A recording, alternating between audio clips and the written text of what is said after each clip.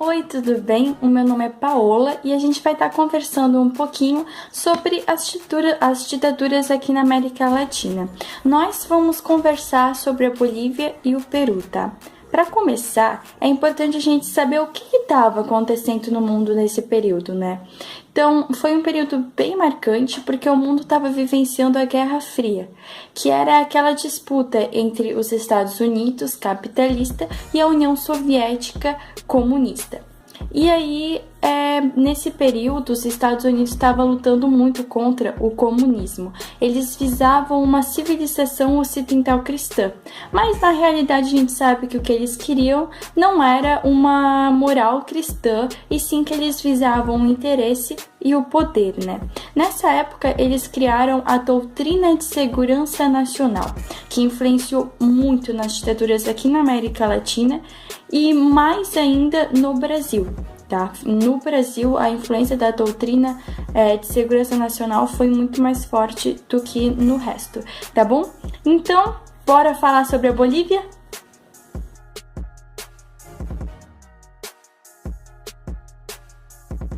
Tudo bem? Voltamos então para falar sobre a Bolívia. O que acontece? O golpe militar na Bolívia aconteceu em 1964, mas antes o país já estava vivenciando algumas coisas aí meio complicadinhas. O que acontece? Em 52 teve eleições e aí tinha o partido MNR e se formou uma junta militar contra ele. E aí o que acontece? A massa, né, as pessoas foram para as ruas para não deixar que o governo militar, né, assumisse, para não deixar que acontecesse um governo militar. E aí aconteceram mortes, tá? Foi bem complicado, teve mais ou menos umas 480 mortes, assim, para mais. E aí, quem vence é o MNR, né?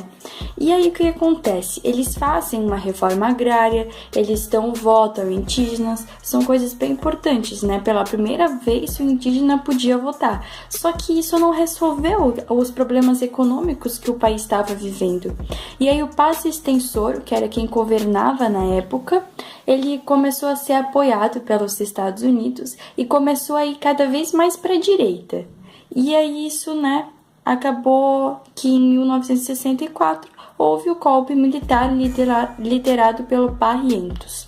O Barrientos ele também faz uma série de reformas econômicas, ele reabre a indústria de minas de estanho na Bolívia e ele mantém os militares por perto. Aí em 1967 é o ano que ele faz uma nova constituição e também é o ano que ele depende dos militares para repreender uma guerrilha que estava acontecendo, que era liderada pelo Che Guevara. Eles conseguem sufocar essa revolta e esses rebeldes, né? E aí, logo em seguida, o Che Guevara ele é executado pelo governo boliviano. E aí, o governo de Barrientos ele é sucedido de uma série de governos militares de curto período. Só que daí quem assume é o Hugo Banzer, também através de um golpe militar. E esse governo ele é o mais marcante depois do Barrientos, porque ele consegue tirar o país de um estado moderado para um estado mais repressor. Aí duas coisas que ele faz assim que são bem marcantes. Primeiro, ele aboliu todos os movimentos trabalhistas e todos os direitos civis. Aí acontece uma hiperinflação no país e devido a essas condições, né, que eles estavam vivenciando, em 1982 volta uma democracia na Bolívia, tá bom? Agora vamos falar sobre o Peru.